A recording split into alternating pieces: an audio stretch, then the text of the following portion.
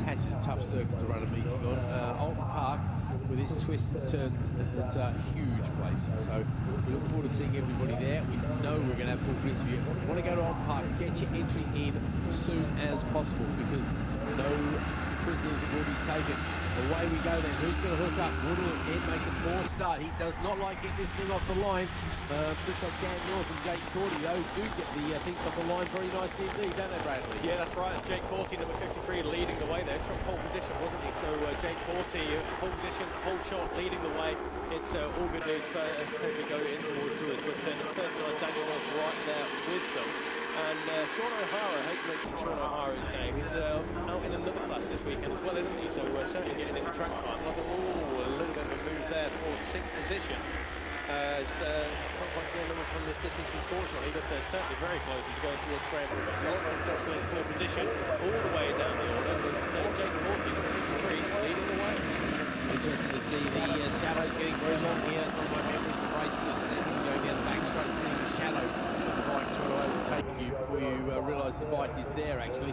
And it'll be the same on the front straight here as well, Bradley. If you have a look, you've got a long old shadow there, probably about 3 or 4 bike lengths. So if you're behind somebody, they're going to see that shadow. So you can use the shadow to take them. That sounds very kind of Batmanish, doesn't it? The shadow will imitate you, intimidate you. You've been watching too many films. Yeah, you tell me about too many bad films, that's for sure.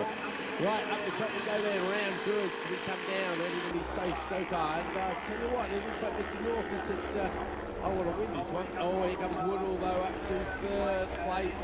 Strong move. Does he run wide there? Yeah, it's going to be side by side.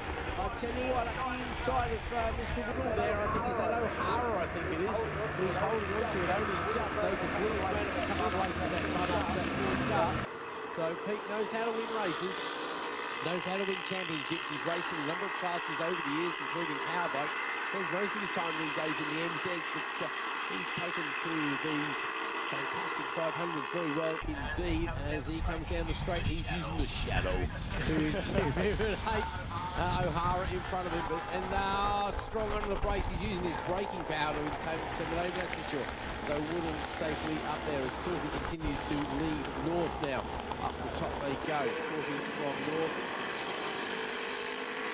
Down the hill, a little bit of chatter there on the radio, bit of an issue at the start line there. Everybody pretty much spread out this time, not the close battle we're seeing, but I tell you what, I think Corty and North are going to start mixing it very shortly indeed, Bradley, because North all of a sudden has seemed to have found the top gear or something like that, and it does actually go fastest in the first sector. Having said that, though, Woodall's not giving up on this one. He now goes fastest in sector 1 as well. So here's your battle.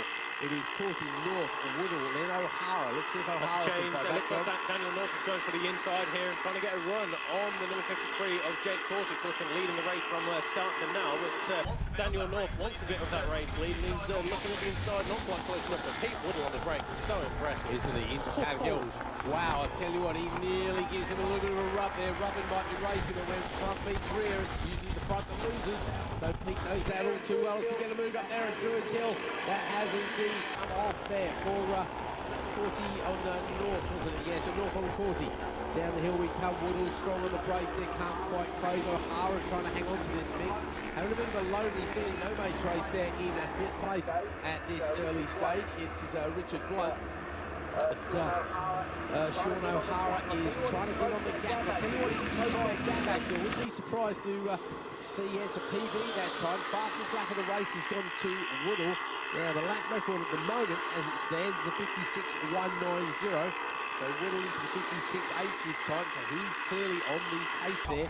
Here come the top 3 over the line. Top 3 separated by 9/10 of a second, 3/10 of a second last time.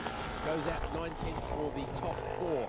No changes there at all still, apart from the North and Corty battle, which has now gone the way of Daniel North, I should say. It's given the name as per the programme. Daniel North leads down the hill. Jake Corty trying to find a way past, so looking for any gap. We come to Graham Hill once more.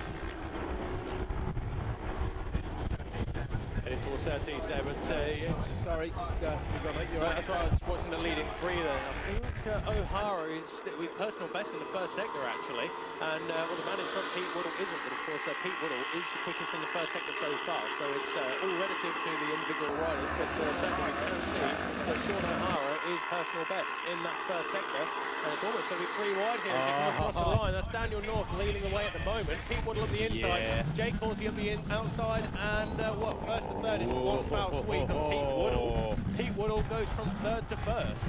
That was a brilliant move by Pete Woodall. So these guys, they might not know Mr. Woodall, but I think they'll know him now, that's for sure.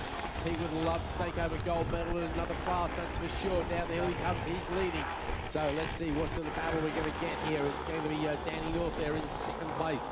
Jake Cordy trying to find a way past him. Absolutely desperate stuff between these three.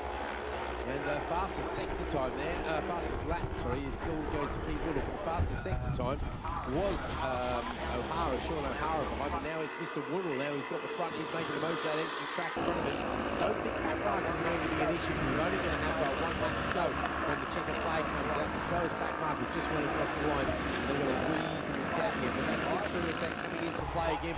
I think Mr. Woodall might be losing out at the top end there, or maybe he just had a bit of a wobble. The brakes is where he's so strong. Does he? No, this time he does get taken. That is Dan North, I think, out in front, isn't it? Yeah, you're absolutely right. There's Dan North. Jake Corty's got a run on Pete Woodall here, but Pete Woodall so late on the brakes, holds on to second position for the time being, at least anyway. Just about clings onto the apex with his knee, and he's already chasing hard after Daniel North. There's a back marker that will come into play here on the straight in between Graham Hill Bend and Surtees. Daniel North will get there first. And will Pete Woodall, will Jake Corty have enough time and enough space to get round?